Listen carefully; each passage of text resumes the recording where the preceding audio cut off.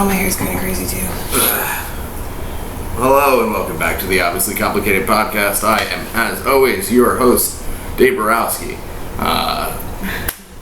This is Stevie Schaefer and Anthony Moan, your co-hosts. Hell yeah. We're doing an early one today.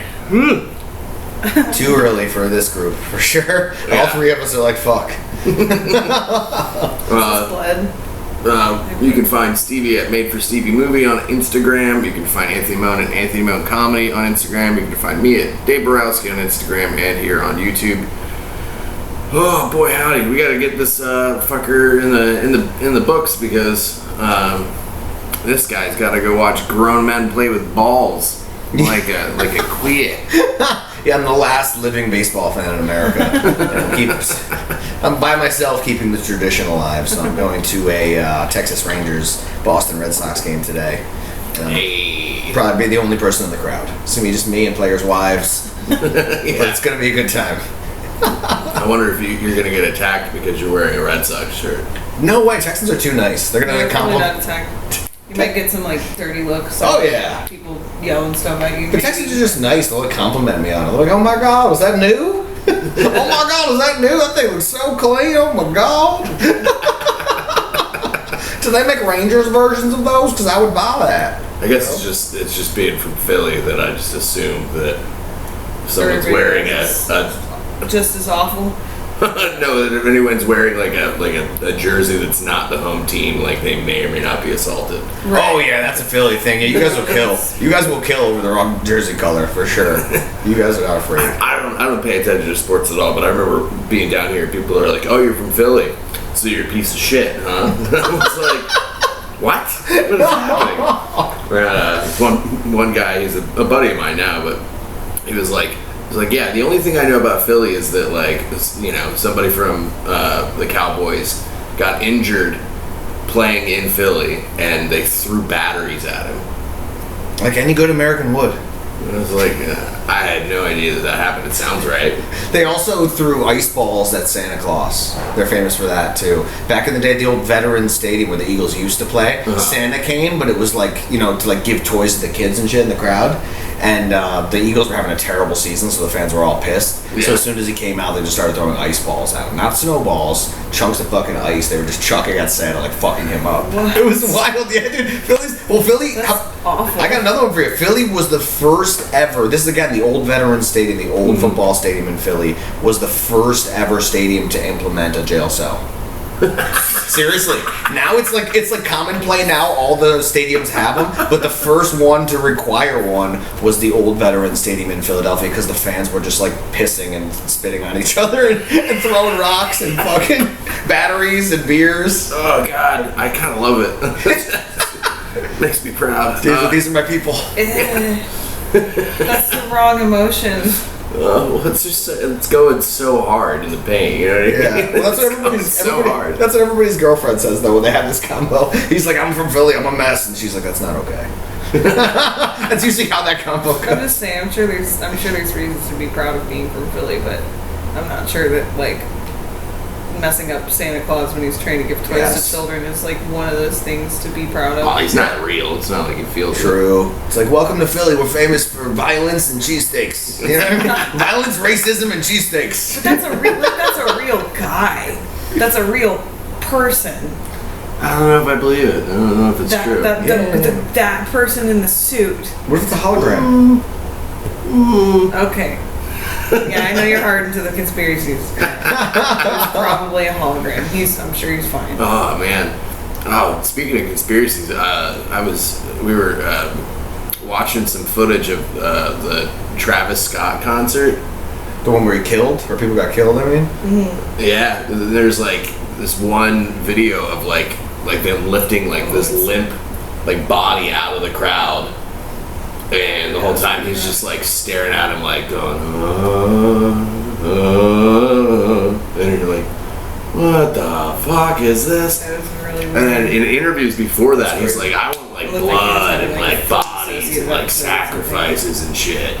And then like the entrance to Astroworld was like almost identical to like old paintings of like the gates of hell, and people are like considering it.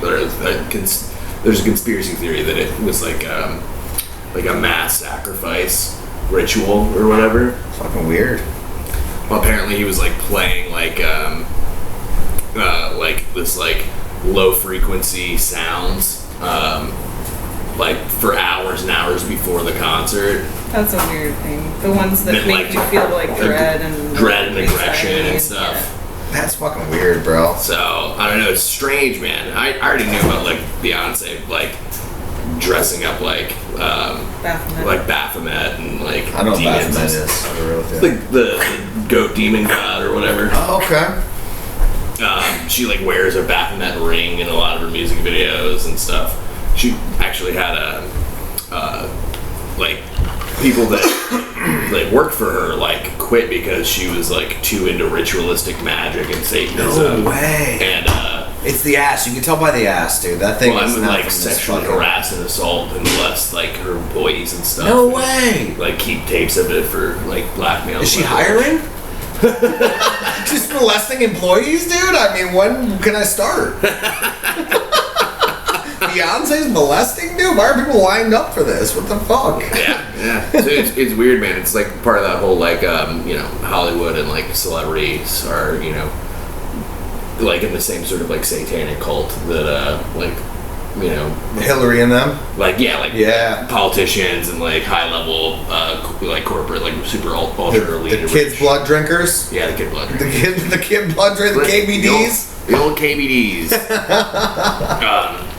But yeah, it's interesting, and I enjoy all that stuff. That doesn't mean I believe all of it. No. It's fun for me. It's like a hobby. Mm-hmm. But that one video of Travis Scott, it was pretty, like doing this weird, eerie, droney, like singing. I was thinking if I just saw that, and I think I told you about this, it's like I would think that that's like a trauma response, or like he's in shock, or something like that. In the context of the rest of it, it's weird, and it was real disturbing to see. Now, people also theorize on the opposite end of it, because I looked into it a little bit more, that he was just trying to keep the whole audience engaged so it didn't get even more out of control, which I see. I could see that. Yeah, I could appreciate that. And he just like kept the concert going because like some people were some people were like, what if he just was like, people are getting hurt, I'm gonna call the concert. Would there have been like a bigger riot and more people have gotten hurt? Shit, that's a good point. So that's interesting to think about too. But it's just a tough concert to die at. Like if I'm gonna die at a concert, if my last breaths are gonna be at a concert, I want it to be like a legend. No offense to Travis Scott, but if I died at one of your concerts, I'd be extra bummed. Yeah. That feels like an insult to injury almost. Yeah, like it's gotta be like a fucking rock and roll Hall of Fame, like legendary band if I'm gonna die at a concert. Yeah, like Slayer or something, Yes, I mean? And that's just ironic at that point. Hey, you know what I mean? Megadeth. You die at Megadeth, like that makes sense. Yeah, that's good stuff. Yeah. What else is going on? How did you guys feel about your sets at No Offense this Saturday? That's why we're having to be early, because yesterday we were all just fucking pooped. I'll tell you what, top notch all around. I don't know who produced the whole thing, but the fucking person's very talented. Holy shit, I want to meet that guy and blow his dick and eat his ass at the same time, because he's such a talented producer. No, seriously, awesome show. Probably my favorite set I ever had in Austin. Yay! You crushed, really man. good. Thank you so much. It was such a good feeling to like perform in front of people that wanted to hear me for a change, and it's all because of you guys. And I think it showed people that like, you guys actually care about like comics getting better and like giving someone a shot, and that meant a lot to me. I almost got emotional. I'm not a crier. I almost got fucking emotional. That was awesome, dude. That was the most fun I've had doing comedy in Austin. Roscoe's is the dopest fucking place. Yeah, it's the shit. Holy fuck, dude. I almost wanted to like hide in there after they closed. Like I almost wanted to be like, oh, I'm leaving, and just like hide in the rafters. I live here That's now. how fucking. I love that place, bro. Something about Roscoe that I just love. There's a little upstairs area if they weren't using it for all the storage and stuff. I was thinking about that the other day. I was like, this could be a cute little apartment. You're like, should I just become a Roscoe squatter? Like I might become a Roscoe squatter, dude. Squatter's right. I had a blast. I thought I had a pretty good set too. You did, definitely did. Audience was a little tight at the beginning, but that's the problem with late shows too, is that we barked in a bunch of people that were already out drinking. Yeah. And then they show up, they get a couple drinks, And then they're dumb and sleepy. Yeah, and then they're like, Which, thanks for coming anyway. I don't. Yeah, we're not insulting the audience. Yeah, and thank you for showing up. It means a lot to us. But it's awesome. It was fucking awesome. I thought Avery started off real strong, and then I didn't watch the end of his set because I was like running around trying to make sure everything was in place and right and whatnot. And he comes back into the green room after his set's over, and he was like, "I bombed." I was there. Yeah. I was like, really? And he was like, "Yeah, I lost him." They tighten up a little. Yeah, I don't know what he did. He was like, I started doing God stuff. I really like his God stuff, but yeah, sometimes that turns people off. It was definitely a young crowd. It was definitely everybody was in their 20s, I would say, in that crowd. If not early 30s. So I almost kind of pulled an audible a little bit on the shit I was going to do. I went and saw some of the previous sets, and I was like, damn, these are some fucking UT students. Like, we got to switch it up a little bit. Yeah. So maybe he didn't pick up on that quick enough, but he has good material. It was just that group of young fucks was just not into it. You know what I mean? Young fucks will be appreciated a ton. Yeah. We're not trashing our fans. No, they're the best. Everybody that came out to No Offense was awesome. I'm just saying it was a younger crowd, so you had to kind of bring the you had to say things like Riz and Lit. You didn't drop some Rizzes and some Lits, you were gonna lose them, dude. So I was dripping with Rizzes. You had to have some drip. You had to have some Riz, those kind of things. Drip, yeah. No, it's cool, man. Because I just did the set I was gonna do regardless. Also, my stuff's it's less topical and it's more like jokes. Yeah. You know what I mean? Yeah. But the whole front row about lost their mind on the John Cena bit. I think part of it was because I was like, do you guys know who the #1 Make-A-Wish Kid Foundation person requested is? And the one kid in the front knew, and he got so excited. He's like, "It's John Cena!" And I was like, "You are correct, sir." And I think that got him hyped. Hell yeah! And I went into my bit about it, and they fucking were dying, dude. It was great. That's what it's all about, buddy. That's why we do it. You had a good set too. I don't know if it was Avery losing the room. Are you talking to me? Or him? I'm kidding to you. I don't know if it was Avery losing the room, but you had a little bit of a tougher start to your set, but I feel like you finished strong. Definitely, you had a good set. I clenched him by the end. Thank you. Yeah. Avery told me the same thing, which I appreciate. I appreciate it from you guys too, but I know that you guys like my humor, and I don't think I had gotten that kind of response from him, and I think he's very funny, so he was like, good job. Yeah, okay. Yeah. Well, and then wasn't my strongest. I thought it was a good move. He pulled the audible and was like, let's have Pat go in right after Stevie, because Stevie's thinky, kind of quiet, doesn't do a whole lot of big giant energy bits and stuff, and Pat's just huge energy. Yeah, Pat's got a lot of energy. Good set. Yeah, and I think that woke him up so they could get into Poetic Butcher stuff. Yeah. Because his stuff is so strange and cool and weird. Also, the magic trick worked really well. Bro, that was fucking curveball. I was proud of that guy because I know he's experienced or whatever, but I was like, oh man, he's nervous. He messed it up, and I think that was the vibe that he was going for. It's everybody in the audience was like, what's going on? This is not gonna be. And then they pulled it out. And it was wow. Perfect. Good job, dude. The girl that he came with, she was like, I've known this guy for 6 years, and I was nervous. I thought he fucked it up. I thought he messed it up and was like, oh shit, and then confidently finished the bit, or the trick or whatever. He had me with the name. Mystical Moreno was his name. Just the name was I gotta see this guy. Shout out Mystical Moreno. If you hear Mystical Moreno, you're like, I gotta give this guy a look, dude. Come on. Yeah, no, it was cool. It was such a wild thing too. I wouldn't have probably put him on if he was not oh, I know Tywin. And then he was showed me a video of him doing a magic trick for Ty, and I was like, yeah, alright.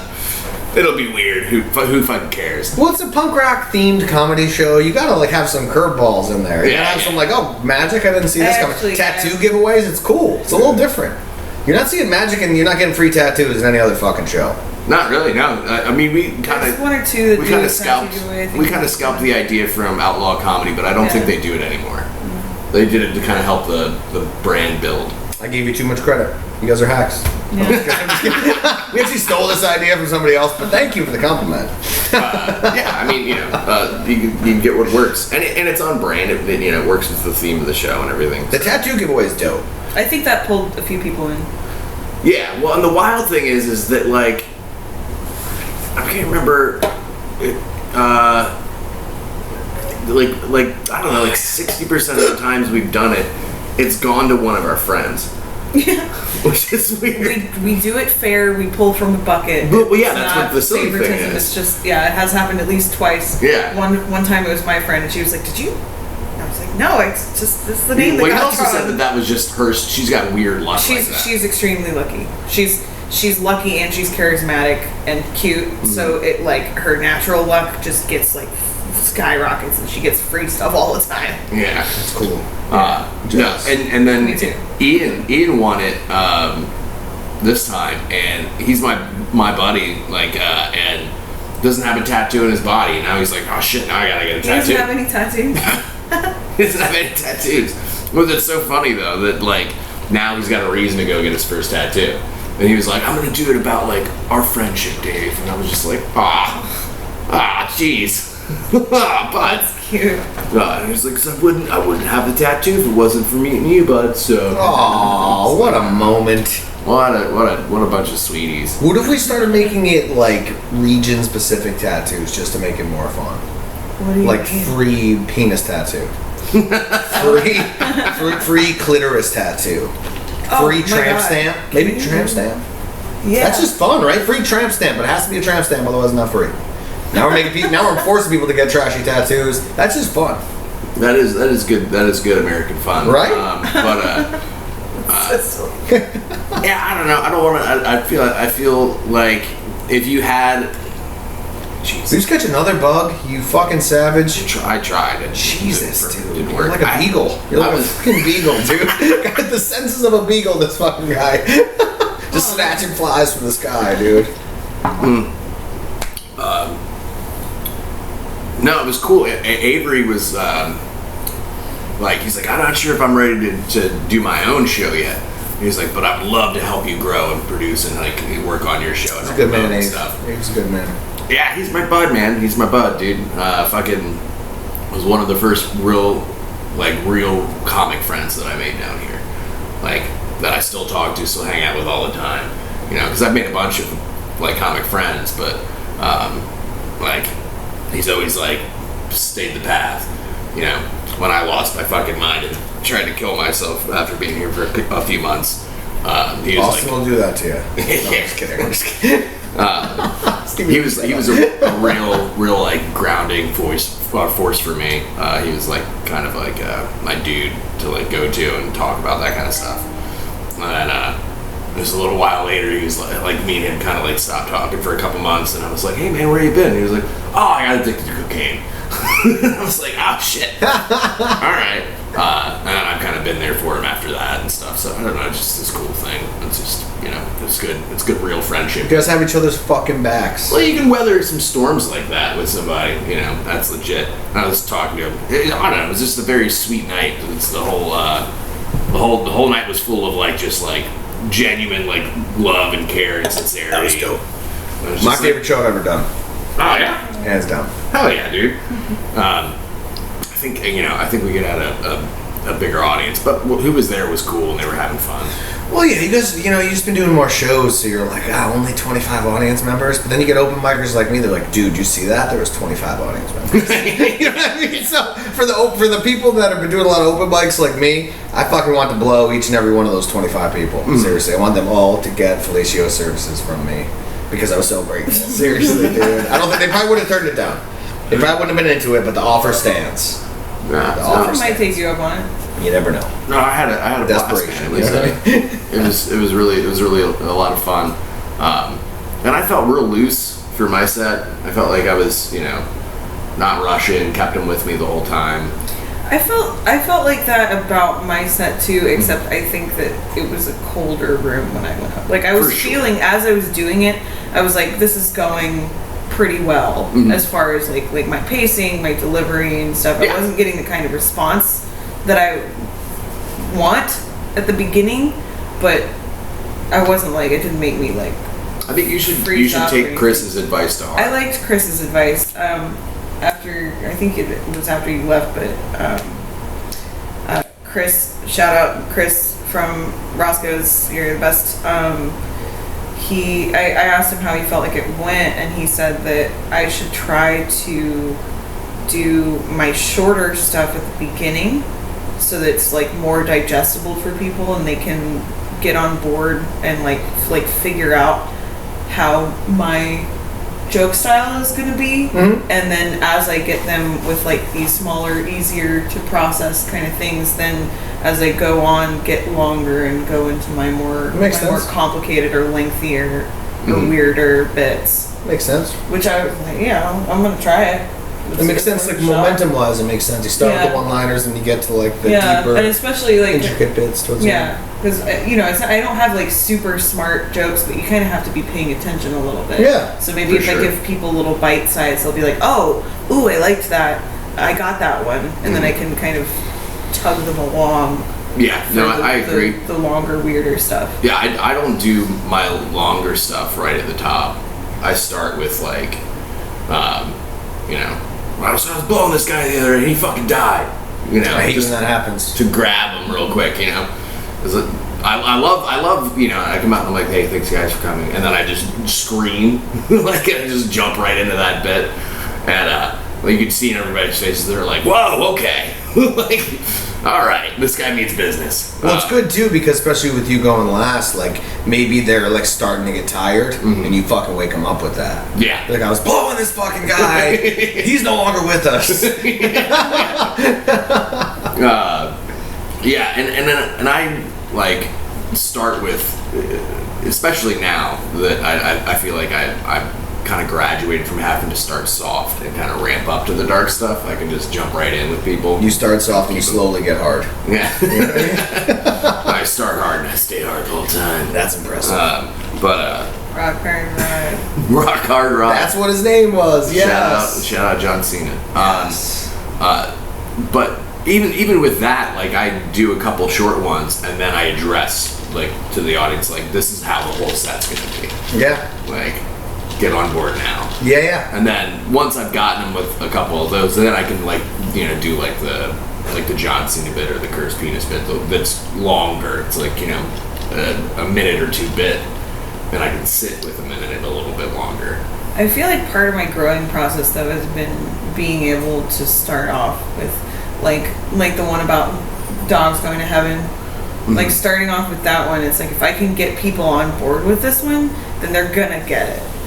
But I think it is a good plan to like try a different way.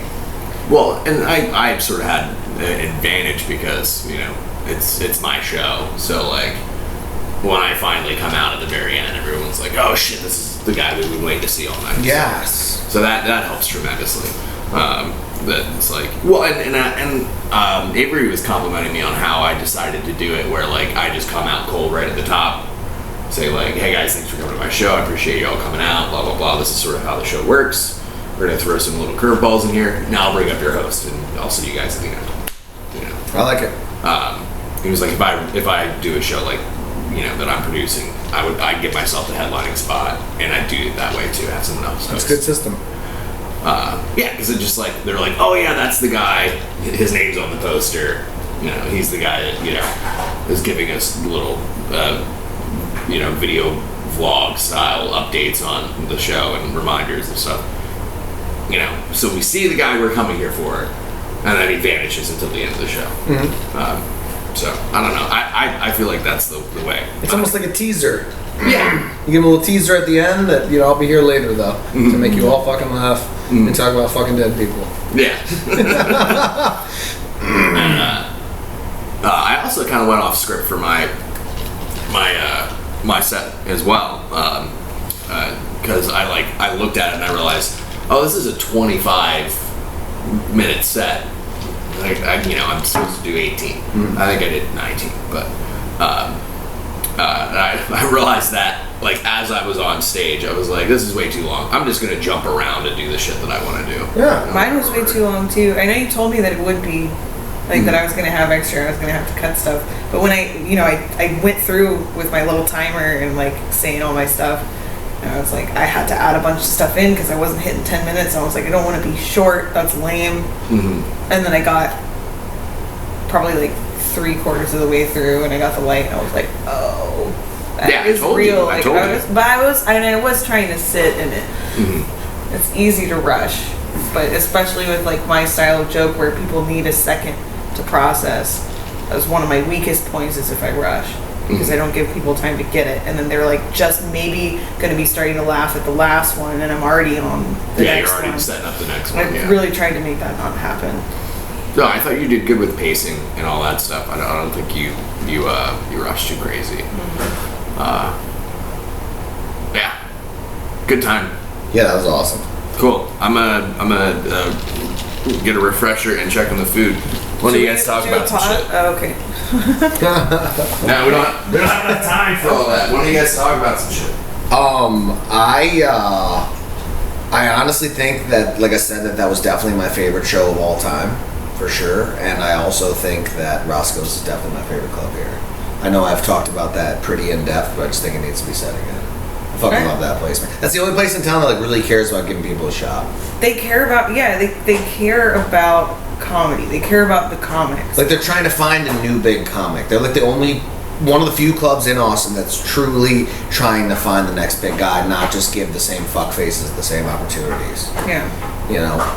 Yeah, I would say the closest thing I think after that is probably just like Kill Tony, and it's just because they cycle through so many, but like there is a potential there. But Roscoe's is like, that's a little bit like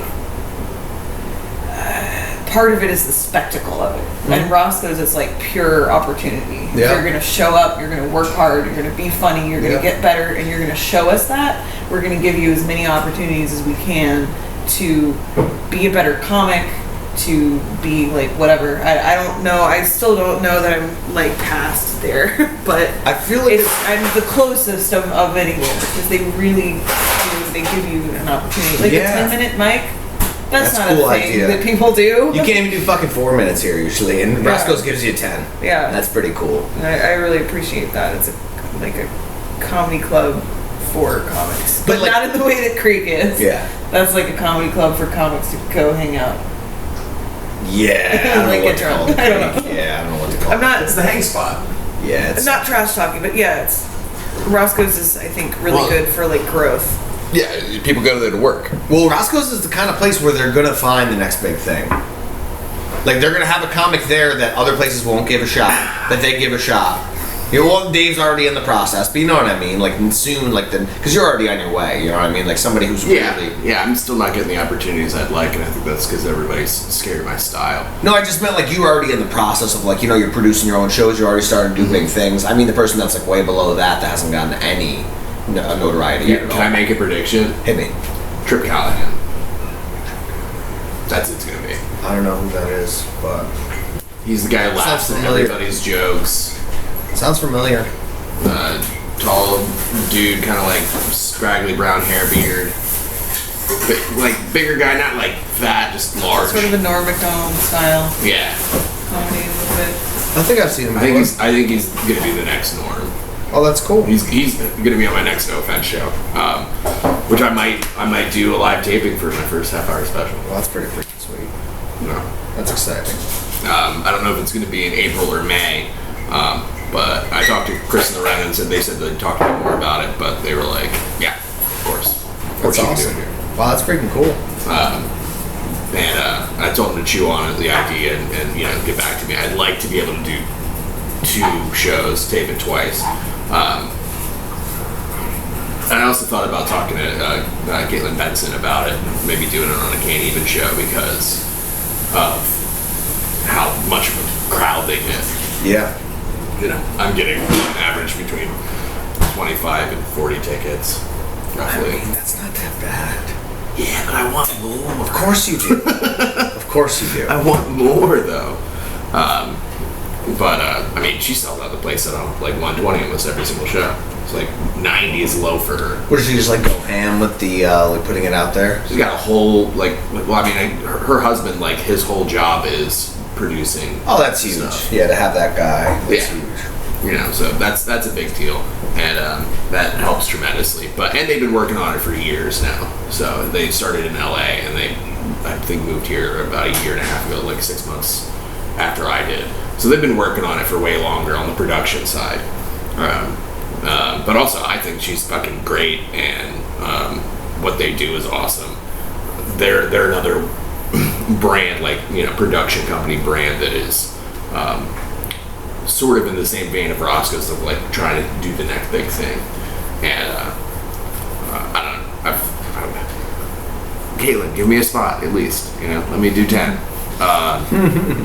But it's just good. She's dark too, so like she's not scared of my style. She's like, I don't fucking understand why these people won't put. They're just busy. They have a lot. I think. Yeah.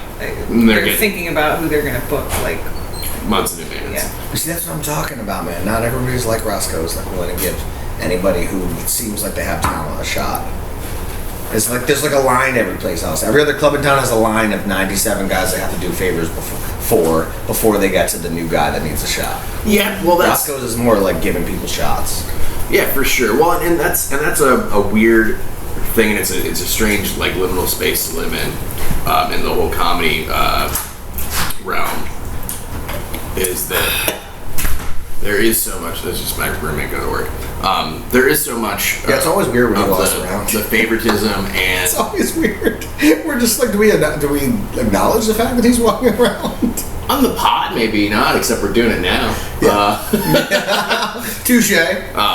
He gets it. He knows what we're doing, so he's not trying to talk to us. It's probably weird for him too. He's just like, oh, they're doing their fucking gay comedy shit again. Just chasing our dreams, nothing crazy. Yeah, no big deal. But like Caitlin, for instance, has been talked to me about this, and I'm not going to air her business or call anybody else out or anything. But like, she puts people up all the time, like on Can't Even shows, which like are huge. And then she's like, "Hey, can I get a spot?" And they're like, "Oh yeah. Like, we'll get back to you." Yeah. And it's like, I run into that shit constantly, man. Seems clogged up. There's certain producers that I just don't even fucking bother to ask them anymore because they're like, "Yeah, I mean, I'll get you up eventually." But then there's like cooler producers that I know just legitimately are booked up and busy and stuff that I'll still be like, "Hey, like, we're getting a shot. I'd love to get on." Blah blah blah. But yeah, there's just a lot of producers down here that are like, I mean, like, you're good, but like, I don't know, you don't hang out and like blow me all the time. Exactly. I owe 90s. You're really talented, but I owe 96 other people favors. Sorry. Well, the fucked up thing is that's everywhere. That's the scene everywhere. And you get less people, you just have less dicks you have to suck. You know what I mean? And it's frustrating because I'm trying to make it on my own merit, not just because I'm clicked up. But like anywhere and anything, it's who you know, not what you know. It's just such a small city too. I'm telling you, bro. I think that's part of the problem. It has the most love for comedy of any city in the country, and it's this tiny fucking city, dude, where it's just a clusterfuck of comics just fucking each other to get spots. You know what I mean? Yeah. It's just, and it's not that there's more comics here than anywhere. I just think it's a ton of comics in a very condensed fucking city, man. So it's just everybody's like toothing and clawing for spots. You know what I mean? And that's not that it doesn't happen in New York City. New York City probably has even more comics, but it's just such a big fucking city that you can almost like get away from it a little bit. Yeah, you could hear about a show that like people didn't even hear about because there's so many shows. You know what I mean? Mm-hmm. Well, and it's such a big city, and there's so much other shit going on. Yeah, 100%. What's the population of New York now? Like 11 million? So many. It's a ton. I don't even know what it is. It's like 2 here. Well, fucking Biden's bringing fucking the immigrants up there too, so it's probably like skyrocketing. Right? You know what I mean? It's mostly Mexicans. If you go to New York City now, it just looks like Texas. You're like, what the fuck? It's not Biden. You know he's like on puppet strings. You know that's true. Like, this is true. Oh my god. Hopefully it's not Hunter. It's really Hunter pulling the strings. We're fucked, dude. It's 2.25 million. A little over 2.25 million in Austin. Okay. But like 10 years ago, it was like 200,000. I mean, it's up 50,000 from last year already Holy in shit. 2024. That's what I'm saying. See, It's got like a 2 to 3% growth rate per year. and what percentage of that is comics? Like 30% of that 50,000 is. I'm telling you, dude, that 50,000 was all comedians. Seriously. I don't know if there's 50,000 comics in Austin. No, that was sad. There's A lot. easily 3,000. You stumble upon them by accident. I've gotten numerous Ubers, seriously, where the guys are like, yeah, I moved here to chase my dreams for comedy. And I'm like, no fucking way, dude. Me too, bro. Isn't that weird? Everyone's a fucking comedian. You just hear the Whataburger cashier like talking about their set last night. And you're like, fucking everybody here's a comic? Yeah. Jesus Christ, the whole town. Greg Abbott, any day now, is going to get on stage and make a whole bunch of wheelchair funnies. Jesus. It's only a matter of time. Not at Roscoe's, though. There's no rain. No. Sorry. No, we're gonna get there. Boone does sets at Roscoe's all the No, time it's and pretty kills. He just gets his white slaves to lift him up on stage for him. That's pretty funny. This is a fucking great bit. Reparations. He gets he's a white dude too, he's just in a wheelchair, and then he's a very, very funny comic. And he just gets like a bunch of dudes to lift him up on stage, and it just always so happens that it's white guys.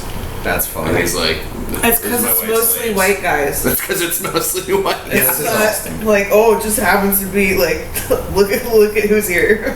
Look at who's trying to Yeah, the odds are it was going to be a white or Mexican guy that helps him. The odds are Yeah. vastly in the white and Mexican vicinity for sure. No, that's fair. Yeah, that's how it goes, man. What else? What else is going on? We didn't I was gonna prep so hard on this suggest one. a little baby pause. Little baby A pause. little baby pause. All right, we're gonna do a little You baby guys pause, nail it. and we I shall know be you're gonna back. miss us. We'll be right back. It's a kidnapping pause. That's what we call it, a baby pause. And we're back. So yeah, let's talk about the controversy. All right. I'll start if you'd like. Sure. I'll set the premise, if you will. Jump in there. So, Philip Abraham, I think the gentleman's name is, I right? believe that is correct. Very cool guy, local comic. Has some I've co-hosted the Sanjak mic with him. great guy, has some funny jokes. Very funny, dude. You know, has a style where he likes to push the envelope sometimes, which you know we all like. The other day he did a set, I want to say it was at the Creek in the Cave, It was right? in Greek, yeah. And he has this whole new bit he's working on where he talks about how the swastika was once actually like a nice symbol before Hitler fucking ruined it, right? Essentially the premise, right? It was an Indian spiritual symbol, I believe. It was a Hindu symbol. Yes, and I believe we're talking dots, not feathers, right? These are dots. Jesus Christ. Just kidding, sorta. You never know, maybe they thought we were talking peace pipes and fucking wigwams. You never know. Hindu? No, but look, when we said Indian. Right. But now that we say Hindu, you know it's dots. Right. Got it. Yeah. Which is just why. Yeah. Stevie's You like, just say that every time. Stevie's like, for non-morons, we knew that it was dots. But for morons, yes, Anthony, it was dots versus feathers. So during the bit, though, this is how gangster this gentleman is. During the bit, he takes his shirt off and he has swastikas like all over his titties. He's He just had like three. He had painted two. swastikas on his He had titties. two and then one. Yeah, he had one on each pec and one on his stomach. But in his defense, they were in the original position. Oh, They weren't. Also, he is an Indian man. Yeah. yes. So he technically just, I can't remember what the symbol was called in Hinduistic tradition, but if I said that right, but it was like a box. Yeah. Whereas in in the Third Reich, they turned it so it was like a diamond shape. Yes. So it was like. Oh yeah, he did it. He did it right. He did the right one. Mm-hmm. He did the correct symbol. Yeah. That's what it's supposed to look like. Okay. And and that's called. Oh, it is called swastika, symbolizing the sun, prosperity, good luck. The left-facing counterclockwise symbol is called the svastika, symbolizing night or tantric aspects of Kali. Interesting. So yeah, Hitler really fucked that one up. It was something Yeah. nice. It was something nice. Well, He took a his whole bit powerful is ancient about- symbol Yeah. and he used it for completely hatred. bastardized the Yeah. meaning. Well, and So I think the concept was like, yeah, taking that symbol back. So we're pro Philip. That's what we're saying. I'm pro Philip. We don't think he should be getting all the fucking flack that he's getting. Yeah, he's getting People's- banned from I think clubs. he knew it was going to be a controversial thing. I don't Dude. think that it should get him banned from comedy clubs. because he's trying to unappropriate Yeah. a cultural symbol from his heritage. Yeah. Right. He's not appropriating something bad. He's like taking it back. Well- and the fact that everybody's just taking, there's like a picture that's online, and everybody's taking that, Out of not seeing the context of the bit, not understanding the Yeah. the cultural. They're pulling a like, CNN. They're fucking CNNing us, importance dude. of that because They are. They're CNNing us, dude. Yeah. Seriously. They're showing us only the bad part, leaving out the details. Yeah, and he obviously he knew that was going to be edgy, controversial. I'm sure he was trying of to course, yeah. shock and awe a little bit, but for that that part of the message to be completely lost, and then And him all to be you're- getting banned. Yeah, all you're seeing is this picture online. I don't Yeah. think that's. They're acting like he went on stage and yelled "fuck Jews." Fair. He didn't go on stage and yell "fuck Jews." That would be wrong. He just As had far some as I know, symbols. there was nothing anti-Semitic. That's what I'm about saying. the He bit didn't at say all, anything other against than Jews. That association with that symbol. He just wanted That's to. what he was trying yes, to do. Yeah. yes. He Well, wasn't. let's be real. The Jews are kind of being Nazis right now. Doing their own genocide. Yeah, Flagged. touche. We're gonna get flagged as hell for that. Touche. I'm sorry. Is one genocide more appropriate than another? I don't know. They're seems all crazy to me. I think we should all just hang out and not But- kill each other. Yeah, I'm more, If you need I'm more of a fan of satire- hangs than murders. I don't know. If you can't do comedic satire for things that make people uncomfortable, With what especially I'm for something like that, which I haven't seen the bit. Wasn't it an open mic too? Mhm. No, Open mic is that a fucking free for all, dude. I hate to say it. Open mic Yeah. is the single A. If baseball and comedy have any similarities, any parallels at all, fucking open mic comedy is like the minor leagues, dude. And anybody who's been to a minor league baseball game knows you're gonna see some weird shit. Yeah. You're gonna see some drunken fucking idiot like falls on the field and nobody even like helps him up. Like it's just fucking it's a free for all in the minors and it's a free for all at open mic comedy. You just gotta expect to see so some drunk weird shit. that I fell on my face at an open mic. And nobody's even shocked. They're like, it's an I wish open I mic. had What do you seen that. expect? Huh? I wish I had seen that. Although it was before we were seeing each other, so I might be like, Like, I don't know him. I was told I played it off pretty well. I honestly, I blacked out the whole experience. I remember it happening and then just like pulling the mic down and doing everything laying on my face, like laying on my back. I was like, fuck it, because I just got to embrace it now. I couldn't tell you what jokes I did. And I couldn't tell you even what heckles I got. I just remember leaving the club like, I am an idiot. The person I was with though was like, it was funny though. And then I ran into some buddies afterwards that were at the show, and they were like, honestly, Dave, highlight of the night. Like, we know you don't feel good about it because you shouldn't. But it really livened the show back up That's funny, dude. because someone just ate shit on stage. But that's been like a year and a half ago, so thankfully I've shed the. I'm not like just that's the guy who got shit Gets faced at super banana drunk. phone. Yeah. When people see you fall on stage, they think it's like part of the act. Like you're like, no, this was authentic. This was organic. This was not staged. Also, I ate shit hard enough that I'm pretty sure people were like, ooh. But also like it was a heckle mic, so it was like, this fucking this dude. that makes it fun. Yeah.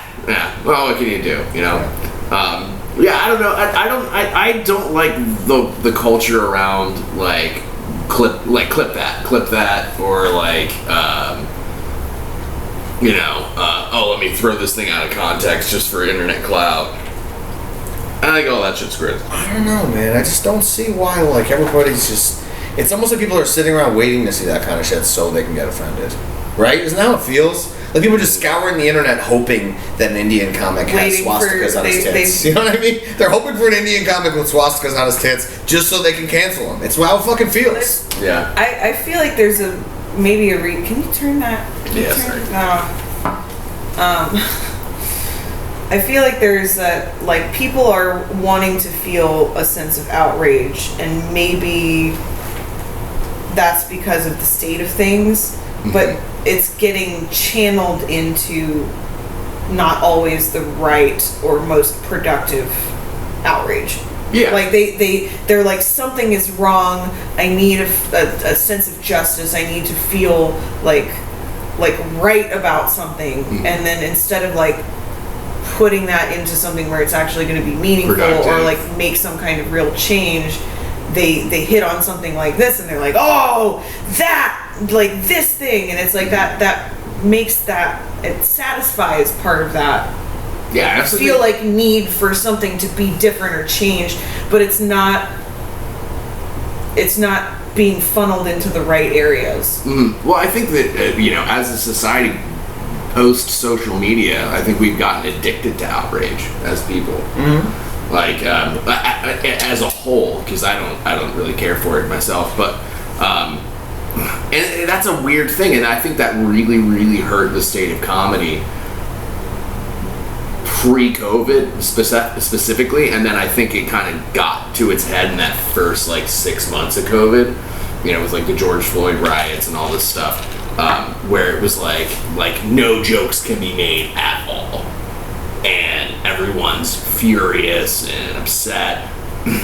But I think the longer the pandemic went on, the more everyone was like, I'm fucking over this shit. I'm ready to get back to the jokes. Plus, we needed comedy. Outrage fatigue. I think it helped us realize. Yeah, I think it realized how much we need comedy, dude. Like at your darkest times, like that is when you need to laugh the most. Gallows humor, man. You gotta fucking laugh, dude. And being able to laugh. I mean, I know you guys both know about like this real hard is like the ability to laugh at the things that are like the darkest fucking things. Yeah, the darkest, the scariest, the most controversial, like that kind of stuff. Being able to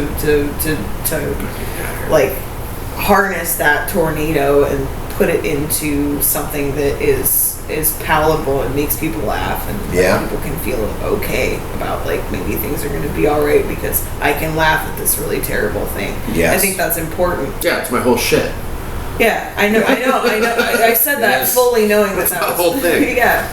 No, it's wild, man. And so I watched the teaser to the new Ty drop. Oh, okay. Ty Rivera.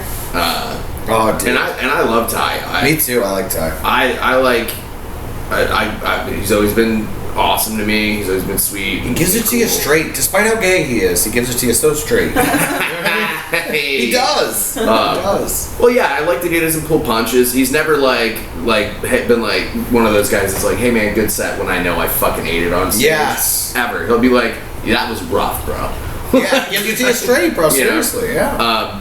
And I think one of my last interactions with him, I was like, hey, I'd love to be on Ty with Friends. And he'd be like, if I need somebody. And I was like, well, thanks for not being like, oh yeah, for sure, I'll get you on. And then just never talking to me again. Yeah. Which I appreciate. He says what he means. Yeah, and he doesn't fucking fuck around, and I appreciate that. I will say, and I love you, Ty, I'm not here for all the drama. I get it. I could care less.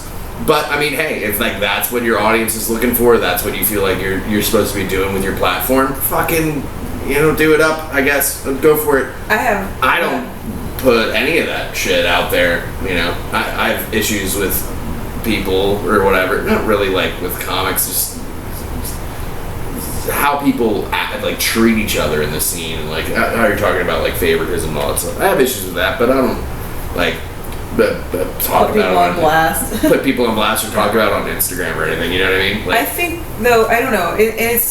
Maybe part of it's his personality. Maybe part of it's like something that he's trying to do with this, or he just feels like it's important. I don't know, but it almost feels like I know he's not a journalist or anything, but it's like there's I'm sure an element of that. Mm-hmm. Although I don't know, I don't know. Sometimes clickbait seems inauthentic, and when I've heard him speak, it does not sound that way. It does not seem like he's just like, check out this crazy thing, trying to get views or whatever. Top 10 problems with Joe Rogan's Club. Right. Yeah. Click now. It almost feels a little bit like, and I would have to speak to him to really know if this was true or not. I'm not trying to pretend like I know exactly what he's trying to do. Right. But what it feels like to me, the best way that I'm thinking about it is almost like an expose a little bit, because there's like this extreme infatuation in the comedy scene around, like, surrounding these the club and the people that he's been talking about, where people are just like, oh, like this is gonna make it, it's gonna make everything.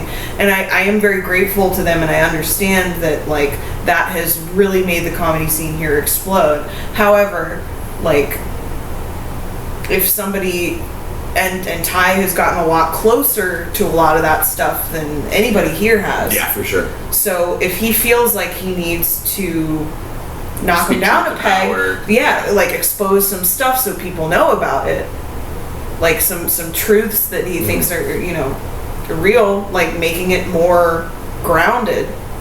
I appreciate that. I don't care. Also, we've talked before. I don't care about the drama angle of it. But also, maybe it's good for people to know.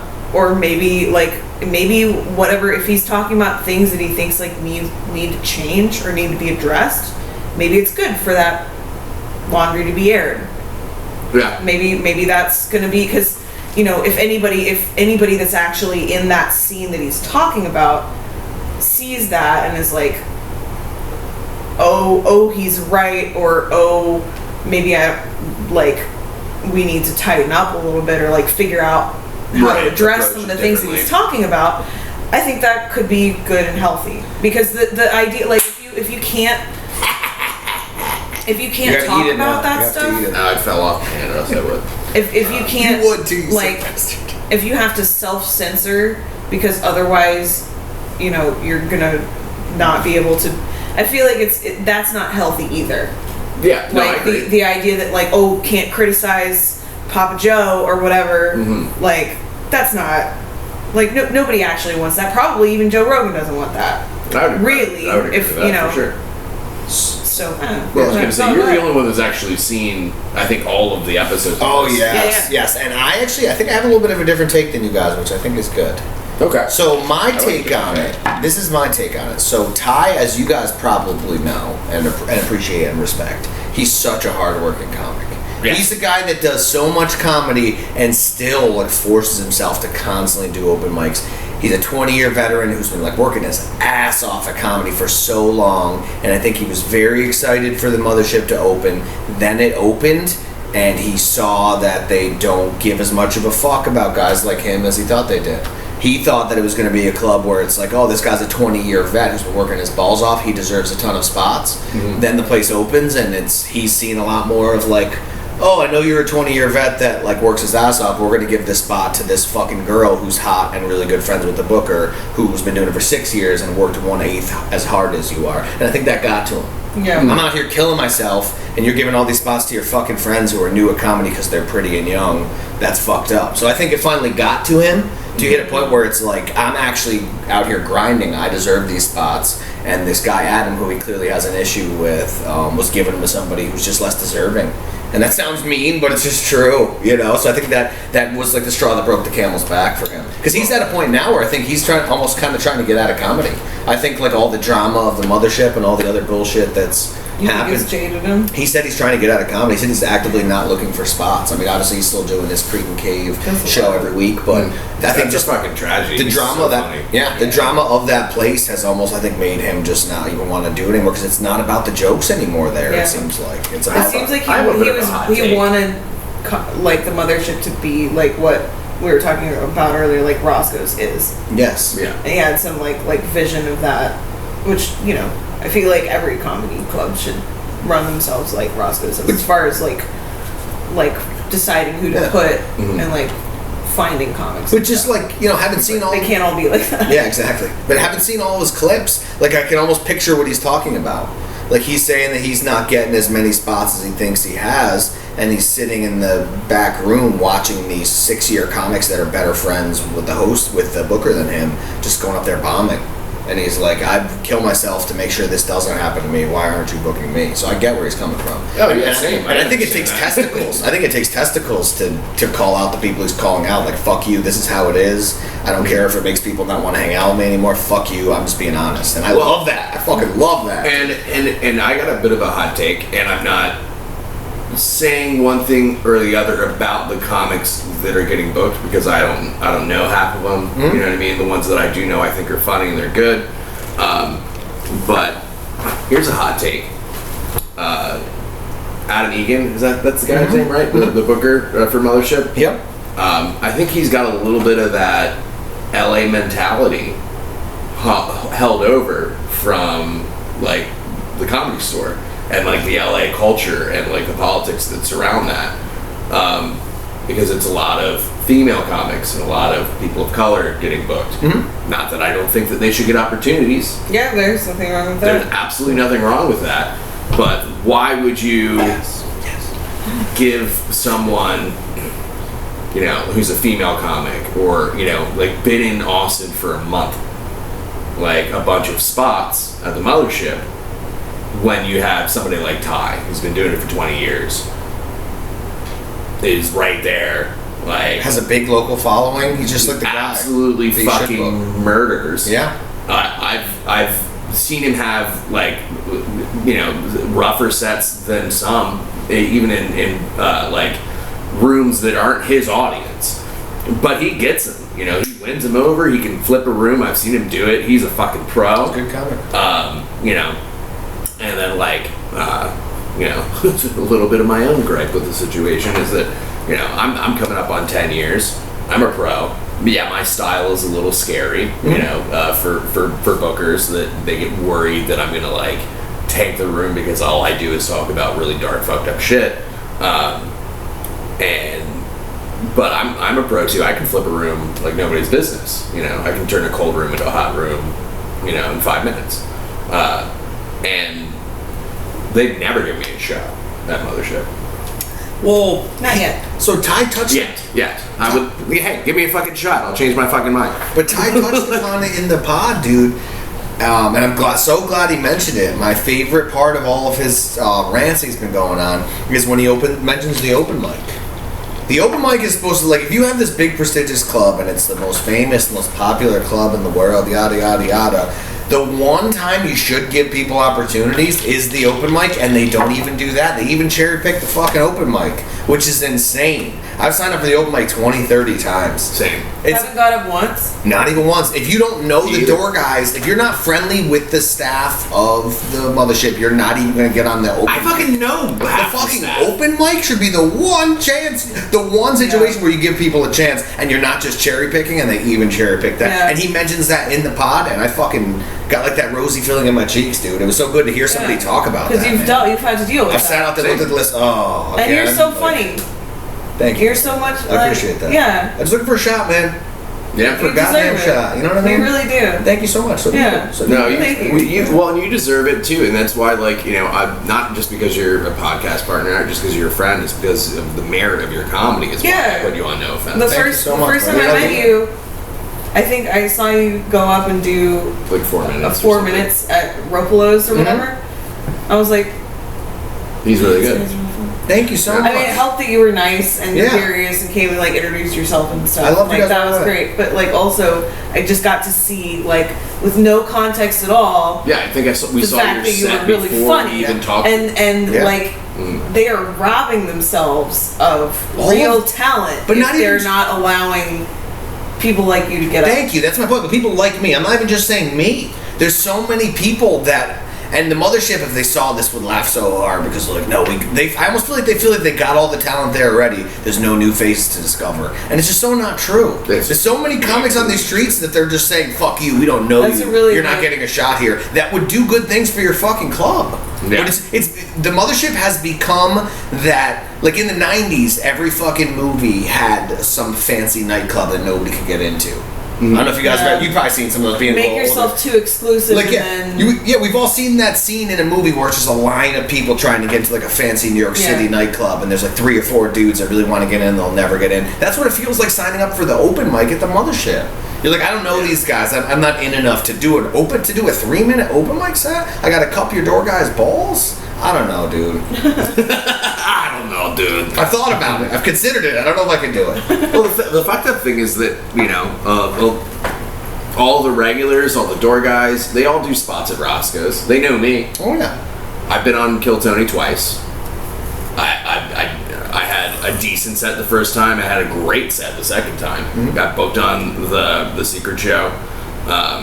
You know, I've been passed pretty much everywhere else in town You know, like there's really I don't understand like why I don't disagree that more people should be getting shots there. At least at the open mic. The open mic, yeah. It's the fucking open mic. Make everything else exclusive except for the fucking open mic. It's as open as the first word. The first fucking word's open. Change the name. Just call it a mic or something. Closed mic. There's nothing open about your open mic, mothership. I hate to say it. Or call it the audition mic or something. You know what I mean? Yeah. Like Something, anything other Say than what you mean. Open mic is a lie. It's Joe Rogan's Club and it has fake news involved. Well, but I didn't like- see that coming, dude. You figured it would be anti-fake news. you know? Yeah. Well, and the wild thing is that yes, I agree with you that they should be giving shots to pretty much anybody that can open mic, fucking dude. do it. Yeah. But then on top of that, like I'm a dude in the scene. You know, I'm not some grubby open micer that they don't fucking know from a can of paint. Like I've signed up as many times as you. I've never gotten the fuck on. It's bullshit. Well, what's that You're an about? 8-year vet who can't get a fucking 3-minute spot. Yeah. Why not, dude? You don't want me to kill? Like, you don't want Dave to go in there and make your crowd laugh? I don't understand. Why wouldn't Yeah, you it's want weird. that? That seems like the exact thing you would want. You know, and whatever. I would love to get past the mothership. I think that would, it would be good for my career. But at the same time, Oh, go ahead. I'm not reliant on that. I'm not just sitting around like, well, not this week, I guess. Well, I'm glad you Yeah. mentioned that, though, because that was kind of the point of Ty's pod, was him to say, like, comics in Austin don't, like, have your mindset be the mothership is the tell-all, be-all. Yeah, I think it's how he put it. Don't make it like, oh, I haven't been to the mothership, I haven't done shit yet. Just know that they're not exactly throwing opportunities out. So if you're not getting them, doesn't mean you don't suck. It just means they're kind of like, they're where they want to be at staff-wise. Yeah. Well, and again, I don't know. I don't know Adam. You know. You don't know Adam from Adam. I don't know Adam from Adam. Oh! So I don't. I'm not the expert or like the person to talk to about that. And I wasn't getting booked an insane. You fucker. And I wasn't getting booked an insane amount before I moved here. I was getting a decent amount. I would do like at least a set a week at Helium. Whether it be like Helium's dope, too. 5 minutes or 10 minutes or something, but Helium's dope.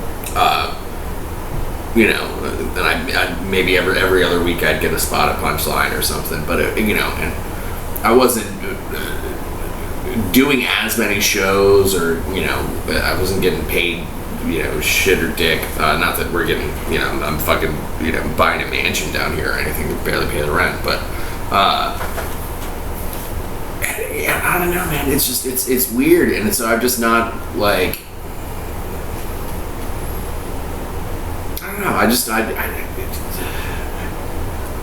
There's a little part of me that's like, if I just clicked up a little bit, maybe it would help my career.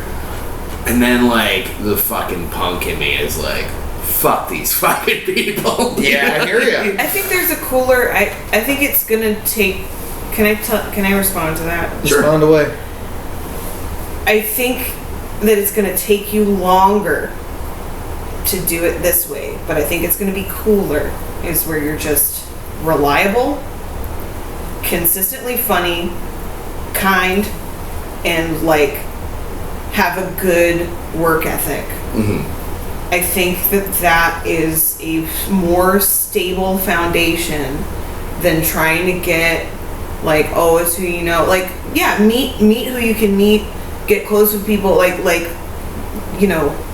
it's good to know people. Yeah. That's just how it is in any kind of like artist or celebrity or like whatever kind of circles it is creative circles. It's good to know people. It's good to know people who know people. Mm-hmm. Like that's always going to be true. But I think just being consistently all of those good things that you want to be that are the core of being a good comic, that's going to be more stable. Because you can't, like, you don't need to hitch onto somebody's coattails. No, you don't. And it's I got my own that fucking kind of thing. coattails to run. You know what I mean? There's a ride, yeah, and I got to ride yours, so I need your coattails to be stable so I can have a smooth ride. All has to be open so I can All grab right? onto it. Yeah. But this It is a advice comedy free. I think podcast. this That is- was pretty good, Stevie. We are making That was jokes pretty together. good. You were like a serious tirade. I didn't see that coming, dude. Little curveball in there. I remember this is a comedy podcast, even though I get up my own butt a little bit. Well, you're just smart. I feel like for smart people, it's like hard to not say smart shit. Like sometimes I just go on these tirades where I learn like 7 things. But it's not like you're trying to be funny. You're just like educating us, which is also fire. You know what I mean? Which is, yeah, seriously. I learned so many new words and shit. I can't wait to use these new words I've learned from you guys. Oh, we should do a word of the week. Try to bust them out. When I've been we're trying to we're mix done it- with this, we should do a word of the week. There you go. I've been trying to mix in some esoterics. Contingency. I know what that means. Yeah, you know that one. I know contingency. That one I do. We know. we have to find one that he doesn't know, or I don't know. It's the first one that I could think of. I'm still here. I'm just gonna go get a refresher. do you know anti-disestablishmentarianism? I've heard it. I have no idea what it means. Okay, I'm gonna look it up, and while I'm looking it up, I want to hear you say it. It's like I'll take your big word and I'll add 7 syllables. Is that like something where you don't want to be part of something bigger, right? When you don't want to be part of something that's like a big established situation. Right? Kind of nailed it? Yeah, so let's see. Opposition to the He's like, I wrote it down. disestablishment. Yeah. So this, hold on, wait, fucking shit. Alright, I'm like, do I even know what this means? Wait till I can say it real good, I can spell it fine. Anti-disestablishmentarianism is a position that advocates that the state church should continue to receive government patronage rather than be disestablished. That's not what That's not what I thought said it meant. either. Yeah. That's not what I said either. No. That's pretty cool. Opposition to disestablishmentarianism. Damn. So I gotta like leave soon. I feel bad. Yeah. How soon? You want to eat first? Like, is the food like almost done? I hate to even do this to you guys because I love think being so. here. Being here is such a privilege, but I have baseball games to attend. I'm so psyched. No, Good, it's good, fine. good. I hope you have fun. I love your faces so much. I love you. But I get to see baseball so rarely. Your Yeah. faces are better than baseball. But I Oh, see thank it. you. Just barely. But anyway, bye. I can't fucking wait to be sick. I'm like a crazy fucking fan. I'm not Yeah. a Texas fan. You guys are so nice. Texas fans like clap for both teams. Like, you guys are both doing great. How many drunk? I don't know. I've never been to a pro sports game ever. But Dave Any kind knows. of pro sports game. Dave knows from being a Philly guy, and I know from going to Boston games, it's just like a different atmosphere. when you go That's to the fair. Northeast. The ref, I would hate to be a ref outside of Texas. Like, I'd love to be a ref like, in you Texas. you gotta put a helmet. That's fair. Yes. That's fair. Like, every call you make, the crowd in Texas is just like, good call, ref, keep doing a great job. And you make a bad call at Philly, like, your mother's a whore, your sister deserves to die, I hope your cousin gets syphilis. We're gonna score fuck you in the goddamn parking lot. Yeah, I'll see you in the parking lot, asshole. Like, that's the kind of shit the refs here in Philly, dude. Well, the refs are like, today was a good game, I didn't get spit on. Which is... I'm gonna be curious to hear what you think after this. Well, I went to a Houston game. Oh, you right? did? Yes. You did. Went to Houston. It was basketball. mild. That was basketball. People were Well, yeah, cheering. yeah, okay. People were cheering for both sides, and it made me sad Okay. in my heart. Which is nice people shit. Which is nice people shit, but it's just not what I'm used to. Dude, you go to Boston, dude, you like learn new insults. You know what I mean? Yeah. You do. You learn like new, like hurtful things to say to referees. Like a big one you always hear in Boston is, "Get off your knees, ref! You're blowing the game." That's a common one, and I didn't hear. Okay, yeah. I didn't hear any of that when I was in Texas. It was almost like you would hear people coming at the ref, and then a Texan next to them be like, "He's only human. He's doing his best just out doing there. his job." He's doing his damn best. You got to give this man a chance, okay? Give him time. It's only the second quarter. He's got plenty of time to turn it around. You know what I mean?" And I'm just sitting behind him, shaking my head like, "Call him an asshole, please. Call this guy a fucking asshole." Philly's crazy. I've only been to one sporting event in Philly, Gonna fuck your mother. and it was a sight to see. Oh god, yeah. Do we have any other things that we want to do real quick before we have to pause for lunch? Or stop for lunch? Or Yeah. end this pod for lunch? Yeah, and the pod for lunch is probably the move. And we're gonna do a quick deep, boys.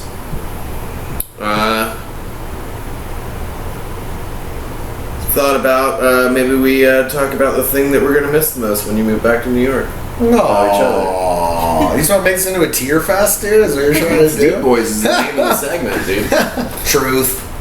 This is truth. I am still on mission to get Anthony to stay in Austin, but I feel like that ship has probably already sailed for you internally. It's like trying to get a Jew to remain in a heavily Muslim area. It's the same struggle, dude. And that's no offense to Texas. It's just when you're a New Yorker, you're a fucking New Yorker, dude. That's really what it is. Seriously, and that doesn't mean one side's better or the other side's better. It just means I am pre-psychotic. I'm pre-trained to be in a psychotic atmosphere, and people are too kind and slow-paced and nice here for me. Oh man, that sounds so terrible. Everything being nice and things being relaxed. Ugh. Like the nice thing is cool. It's weird. I don't know if I trust it all the time, but sometimes I'm like, you're too fucking. You absolutely don't, and that's because you're from a cynical place where people are mean. It just seems more honest. I don't know. It's only honest if you're an asshole. Yeah, well, that makes sense. I am. No, you're but not. I get it. But the slow pace does fucking. It's tough. Grind my gears. And it doesn't mean that it's bad. It's just something you're not used to. All that means to me, though, and I'm a little bit jealous of and, like, kind of mad that you guys don't really seem to understand this, is, like, if you could keep your internal pace, deal with the kind stuff, deal with people walking slow on the sidewalk, that pace that you have, just channel it into comedy. I have. And Yeah, just I do. just I'm you have that drive. Use that for something else, and if you do that, you can outpace everybody that's on a more relaxed frequency and use that to your advantage. Don't get cynical or weird about it. Just use it. Well, you know what was funny for me was when I first came here, like you mentioned the pace thing, like I've actually seen the look on Texans' faces when they see my pace now. Like at first I didn't catch it. Like the other day I was at Walmart just speed walking my balls off. And I swear to God, I saw at least two people that were like, holy fuck, he's not from around here. Like, that was like, seriously, like I was like fucking Dale Earnhardt with my body, dude. I was just like soaring through people. I was like stiff arming cats like a fucking college running back. Yeah. Dude, it was wild. I get the you ain't from around these parts look all the time. And I don't know if it's just my look or the fact that I'm like... When I see people walking like that, I'm like, that person is angry. They're about to like they're happy they were in a fight, or they're on their way to be in a fight, because a lot of times it also goes with a facial expression that's like or they're trying to catch a bus or something, they're late for something, obviously, okay, it makes sense to be stressed, no, I just whatever, want to be on time in this state. Or they have to, like, the first thought that I have when I see somebody walking like that in like a context of nobody else is walking like that is like they either have already shat their pants or are about to shit their pants. There's a lot of Mexican food around and here. a lot, like the expressions that you guys, I don't know if you know what you look like when you're walking it's like psychotic. that, but you look like you gotta take a dump. It's psychotic. It's psychotic. You really do. There's this like pinched, like, it's there. Laser of like dookie, and I don't like. Yeah, that's what it. You're that's totally what right. Like. That's Agreed. what you look like. No, agreed. But we can't shake it. We look like we have to poo, and it's in there. We can't get. It's like a poo we can't get out. I just can't buy That dilly sounds like a dally. nightmare. Like for instance, like people walk across crosswalks. Mm-hmm. I do not. I speed walk or I jog. And it's not like, oh, I gotta help this guy out. It's like that's just my mentality. Like I bet you this guy has someplace to be. I'll literally jog across this. I've literally gotten looks and people are like, what the? Why is he going so fast? You got like 12 seconds left on the crosswalk stage. I'm like, I literally will. I'm not afraid to jog across a crosswalk. I've literally have not seen one other person do it since I got here. I've done a little bit of a hop jog all the time. Because you're from the north. Yeah. Give me a pound.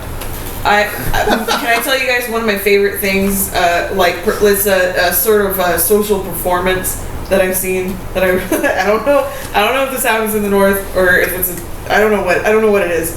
But like when somebody's going across the street and like there's a car or something and they do the performance of like, oh, I'm gonna be walking faster now, but it's like they're actually going just the same speed. They're just like acknowledging. They're swinging their arm more. They're just acknowledging that like, oh, I should be picking it up a little bit. They're still going slow. It makes me laugh so hard. I hate it so much, but it's so funny. It makes me want to kill people. I'm not gonna lie, and That's maybe a little bit of a strong response. But you gotta understand, like, when someone is taking a calm down. you can't help it. It's in our taking a hearts. turn at a turn light, and they're just like, Okay, that does make me mad too. they're just like fucking do But that's something also with for your me. life. For me, that's consideration.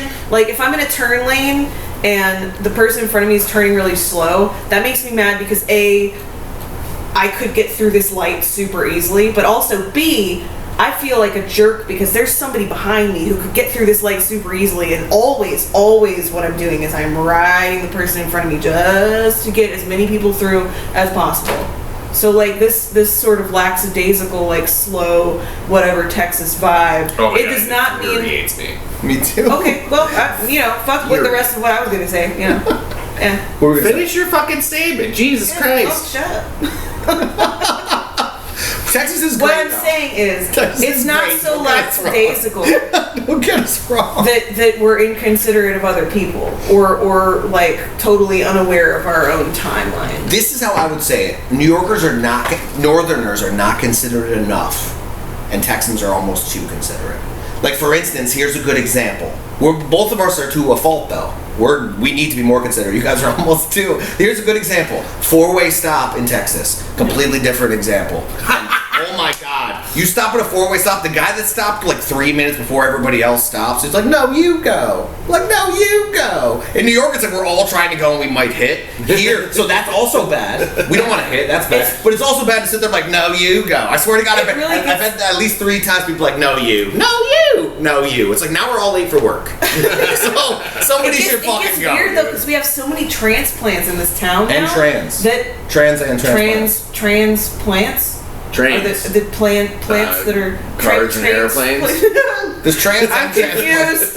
I'm so confused. The city will do that to you. Anyway, continue. So we have so many people that are coming in from out of town or whatever that there's drivers from all over the country. Yes. And where other countries, whatever. So you'll come to stop signs and like be in an interaction like that, and it was like with me growing up, it was just basically a sort of relaxed version of what works, which is what it's supposed to be, where it's like. Whoever stops, whatever order they stopped in, is then you go. Preach. But the problem is you get counterclockwise. Right. Yeah. Right. So the problem is now what's happening is you get people who are a little bit more like, yeah, like this is for I'm a Tesla New York person. That's us. And they're like they're just like Tesla, we're there's like a sense of urgency combined with entitlement where you get somebody who stops and then it's not their turn, but because people are taking like half a second longer than they think they should, they go. And then that messes everybody else up, and then the people who are like maybe locals who are like nice are like, oh shit, okay, like let's try to not make a wreck happen. Yeah, okay, go ahead, I guess, because this guy blasted it. And like I didn't used to have that kind of problem at a 4-way stop. It was like you stop, go, like not that complicated. But when there's like that's my theory at least. Stop is like at stop signs in the north. There's a mismatch. It's like a stutter step. It's more of a stutter step than a stop. There's no one else here. All right, we're going. There's a mismatch of energy that makes that like not work when people aren't on the same vibe. Because when somebody just is like, okay, well, it's my, I deserve to go because I'm the fastest at going. They mess everybody else up and then it gets all dumb. That was funny. You shouldn't have moved so quickly over. That was funny. I'm the fastest at going. That was pretty good. I go so fast, dude. I think it's so cool. I'm actually the fastest at going if it's diarrhea. I'm the fastest at ejaculating, for sure. I was going to say, I might not be the fastest at going, but I'm the fastest at coming if I'm by myself. Oh, well, yeah. Well, yeah, everyone's the fastest. Nobody knows your parts better than you, Yeah, you got that shit down locked, hopefully. If it takes you longer to masturbate than to have someone else make you come, which always does feel better than masturbating, let's be real. But if it takes you longer to masturbate than someone else to get you off, something's... There's deeply seated shame and awfulness. Sometimes though you just make it take a little longer because you can't you don't have anything to do, like there's nobody like just me. We all get the new edge sometimes. It's fine. I think we all do sometimes. Sometimes you get really stoned and you're like, let's watch this whole 18-minute porn video rather than. Oh, I never watched the whole video. There's so much bullshit always. The acting's so bad. There can be one good actress. There can be one good actress in porn. It can be fun, Sometimes but it's not fun like it's like watching a B movie. You know it's what I mean? not like hot. Really, that part. Well, that's when I'm like working up a boner, you know what I mean? Like, and I'm like chuckling about the bad acting, you know, like, well, she's clearly not stuck under that couch. Like, yes. Oh, that's so funny. Like, oh, the stepmom's stuck under the coffee table again in perfect doggy style position. That's weird. Or how about this one? Have you guys ever seen the one where the stepmom's asleep and the stepson's like, "Oh, I'm gonna wake her up with my penis"? What a terrible idea. How do they not have a disclaimer with that? Like, please don't try this at home. Because it should be like, this was done by professional stunts and stunt artists. Yeah. Consent was involved. Yeah, do not fuck your stepmom while she's sleeping. Jackass fucking, like, disclaimer in the beginning of those fucking videos. Like, very few stepmom-stepson relationships, even where they're fucking, is she gonna be cool with you waking her up with a dick in her ass. Yeah, it's pretty. You can at least tap her on the shoulder and be like, "Hey, you cool with this?" That's the least you could do. You know what I mean? But in porn, wake up, sleepyhead. But in porns, they're so funny. The MILF will just wake up, just getting drilled in the butt. Like, oh, that's a wiener in my butt, isn't it? That's how they act in real life, dude. They're like, oh, this is rape. I should call someone.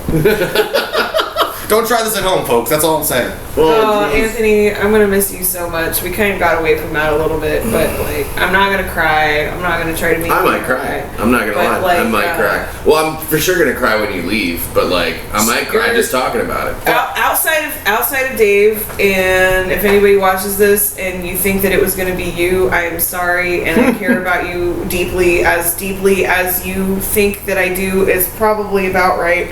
Because I try to be honest about that kind of stuff, but you're my favorite person that I've met in the comedy scene. You guys are my two favorites. Other than Dave. And you guys are my two favorites in the comedy scene, seriously. No. You guys like made this place not suck as much. You know what I mean? I'm just a blunt guy. That's how we do it in the Northeast, I guess. But you guys made this whole scene fun for me. The day I met you guys at Rapolo's was like fucking magical, dude. You know, it was the only good experience I've had in an Italian place since I came to Texas. Hey, that's fucking It was me and you guys. Some Mandola's. No. Oh, it's a good one. Oh, we'll have to check it out. Maybe we'll check it out as a team. Okay. We'll go there. We'll go there and hit women together. No, I'm just kidding. Right. I'm just kidding. Classic Italian. Classic Italian style. We'll hit women together. Yeah, I don't support hitting women at all. I just like jokes. That's all. Just that. No, That's the pound. That's the only women hitting I do is right here. Boom. That's the extent of my women hitting. No, I'm gonna miss. Well, when you guys see the light that Northeast comedy is the way, and you move up there, I'll already be there waiting. Like, I got a place for us, guys. Let's fucking film and do comedy. We hadn't had one of those in the pod yet. Thank God you did that. We got in there. Holy fuck. I mean, the live pod is the easiest thing to go to, but it's not even that, man. It's just your shine is what I'm gonna miss the most. I'm gonna miss your shines, dude. I need sunglasses. Can I get done complimenting you before you bombard my compliment? I just want to blow you. You're blowing me. I just want to 69. You got 69 each other, dude. Why can't we turn this into a 69? We're just blowing each other, dude. Fuck. Nah, man. Just like, I can be in the fucking like worst mood, the most stressed out about a show or work or whatever the fuck it is, and like it's even like beyond like pod or doing comedy together, any of that stuff. Like, I just get around you and you're just like, do you know you're the fucking man? Turns out you're the fucking man, and then just immediately I'm like, dude, why are you so fucking nice and awesome? Yeah. And it just brightens my day up, and then immediately I'm like not like being a little fucking emo piece of shit, and and I'm just like cracking jokes and having a good time, and I know you're not having a great time down here, but like the fact that you are still like maybe the most positive person that is like my incredible chorus group. Light. Thank you so much. Beautiful. And I'm gonna positive. Thank you so much. I'm gonna go back into the darkness once you leave. Pure heart. I really appreciate that. Your jokes are dirty, but your soul is pure. Aww. So well said. True. So well. So true. Well, you guys got to realize though, and you're not taking credit for it. So you guys bring that out of me a little bit too. You guys are fucking good vibes, dude. Seriously. Yeah, and we're all down sometimes, and I think any good friend helps fucking bring you back up. You know what I mean? Yeah, but especially when you're funny and shit. I'm not lying. You're really good at it, though. You're really good at it. Thank you so much. good at it, and you can smell it on me. I don't even have to. You're just like, hey, you need to laugh at a dick joke right now. I don't know I don't know why I know that, but I know it, and it's true, and it like And then there's times, I guess any good friendship, it goes both ways. There's times where you're just like, I don't know, bro, I don't know, and I'm like, well, yeah, but like, let's think about John Cena fucking children. Like that'll make us feel better, right? And it does. I'm trying. I feel like I'm hard pressed for an instance of like when we're hanging out and we didn't get out of a bad mood ever. Like, you know what I mean? Yeah. Like, it doesn't happen. But you're giving me too much credit. I think it's all three of us together brings that vibe. Seriously. I think I'm part of it, but I think you guys are equally part. We're a fucking triangle of a good time. We're just a fucking trifecta of fun. The old It's like tripod. boom. You know what I mean? It's like a vagina. No, I'm just kidding.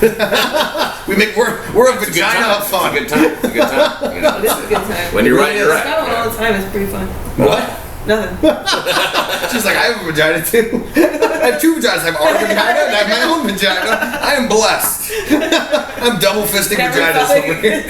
Wait. Double fisting vaginas. Oh God, I didn't even think about Is this that. the trigina? Whoa. Vatrina. Vatrina. Oh no. You see what I mean? It's all of us. We're a trinity of good times. We fucking are, dude. Don't give me all the credit. No, it is such a good fucking and that's it's just a good dynamic for the pod. I don't know. It works. It works so well. Well, our fingers aren't gonna be broken. We can still text. I'll come down and visit. I can handle this place in very small doses. But you guys are dope, man. If they were all Daves and fucking Stevies, I would love this fucking place. Yeah, but then we wouldn't be special.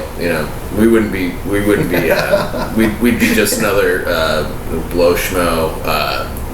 Misogynistic, homophobic, open micer. Yeah, we don't need that. There's a lot of that. There's a lot of that. There's enough of those guys. There's enough of those. And if you are like, hey, I should get into stand-up comedy, I don't really write any jokes, but like my friends think I'm funny, kill yourself. No. In the face. Kill yourself in the face. Don't shut up. Don't listen to them. Don't kill doing yourself. a bit. Just I'm go sure write to some kill jokes. Just go write some jokes before you try to get on stage. Or before like, you ever try to get on stage, just stay go. at your tech job. Go write some. We don't need any more of you. Just try writing some jokes, and if you're like, oh, this joke writing thing isn't for me, then you don't want to be a comic. If you can't Save everybody. If you can't do anything else, Seriously. if your whole life has has been plagued by ruining friendships and getting kicked out of social situations because all you can do is make jokes, start writing jokes and do stand-up comedy. That's fair, If but that's you don't not have you, to be. we don't need you. You don't have to be that actually. Hot Like, take. I do pretty well, and I stick my foot in my mouth sometimes, but I've never been the class clown. I've never been the person who's like, oh, I'm gonna get in trouble when I speak. All right, if you You can have just, a penis and you're not that way, we don't need you. We have enough of you already. Yeah, I don't know if that's a lady thing or not. Just so you know, though, if you did put your foot in your actual mouth, our viewers would double. I could do it. If you I could do that, our I could do subscribers that will triple. shit Can't you right over now, feet? but Can you really put your foot in your own mouth? yeah, of course they can. So can I. You guys can both suck on your own foot. Yeah. Yeah, Are we doing this? stretch, bro? What the fuck, dude? This is me. I can almost do my.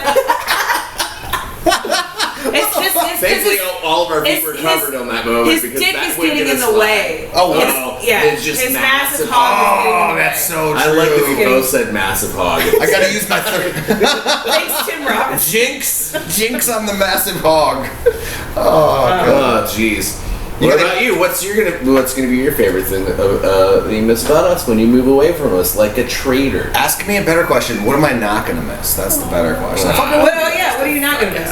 I don't know. That's About us. You gotta give me a couple days to think about it. It's Give me hard. roast us. Nothing, dude. You guys are great. It just, I don't know. Well, it's hard to say without people taking it the wrong way, but just certain parts of the world just aren't for you. And I'm so glad I came to see it. And the Southwest just isn't for me. It just isn't. Oh, you said Southwest. That's what I'm supposed to say. You've been paying attention. Yeah, dude. I listen, dude. It's not just the South. You know, it's not the South. Yeah. It's the Southwest. Yeah, there you go. It's in your chest, the Southwest. You know? Southwest. The Southwest. No, I don't know what that was. West. That The was, South. all right. We're being cartoons. Okay, well stop it. We can be cartoons if we want. If you want to do West. can you do Yosemite Sam? It's been so many years since I've heard of that. Yeah. So many cheers. He's the guy with the big mustache who has guns. I don't. And Oh, the one's like, I reckon, like one of those kind of guys, like that. I feel like I That's can't sad. even remember what Yosemite Sam sounds like, but I can do like a real like funk with Leadhorn. I'll say, That's more like, boy. I think that's more like Georgia, Alabama, or I'll say, Virginia, boy. maybe. It sounds like a That's like- plantation owner. that's- That sounds like a plantation owner. That's deep south. That's deep south. What time is it gonna be? Not to change the subject. Oh, jeez, Louise. You gotta wrap it. We're getting kind of late. I hate to do it to the fucking viewers that are seeing this magic, but we have baseball games to attend. One loser on the pod has a baseball game to attend. Okay. Maybe you'll be a winner. You guys This got is socks, you got the jersey, you got the matching I think shoes. it's the shortest pod we've done. Quite possible. Amazing. I think it's the shortest pod we've done. Shortest pod. It was like a quickie. You know, we Shortest usually pod have by an orgy. like half. We usually have an orgy. Today was just a quickie. Yeah. Hey, there it is. Cool. Well, thank you guys so much for tuning in. We'll be back again. You probably won't see this one for a couple weeks, but it's all good because that's Thanks how for this coming. stuff works when you're. And if you didn't come, I'm just gonna go ahead and do a little JOI. Thanks for coming. And if you don't come to the next Oh God. Oh God. and listen, if you don't come to the next No Offense show at Release? Roscoe's, you're a piece of shit. You don't come to the next If you don't come to the next No Offense show at Roscoe's, you're doing yourself an the injustice. next one, Lemaire from the Matt and Shane's Secret Podcast is going to be co-headlining with me, and I may or may not be filming my first half-hour special. So keep an eye out for Go that. to Roscoe's. If you don't go to Roscoe's, you're just a fucking moron, and you're missing out on a good time. It's the best place for comedy in like the world. Like, you know how they say, Maybe in the whole world. You know how- in the world. like, you know how they say when it comes to restaurants, you don't always want to go to the biggest, like, flashiest one. Sometimes you want to find like a little mom and pop joint. You always have the best Yeah. experience. That's like Roscoe's. Yes. There you go. Don't get caught up in these fucking bright, flashy, light, overrated, jerk-off shitholes. Sometimes you go right past those and you Yeah. find a little mom and pop comedy club that has better comedy, better experience, and less of a wait. It's Better cocktails. better cock and better cocktails. I mean, how do you- I bring both of those things to Roscoe's. yes, in so. short order. Yeah, no, it's awesome. Cool. Thank you, squad. You're the fucking you're the tits. Love you, mean it. And we'll keep doing it. Don't ever change it. Because we fucking want to, and you guys, if you're watching it, you seem to like it. All right. Thank you. Bye, guys.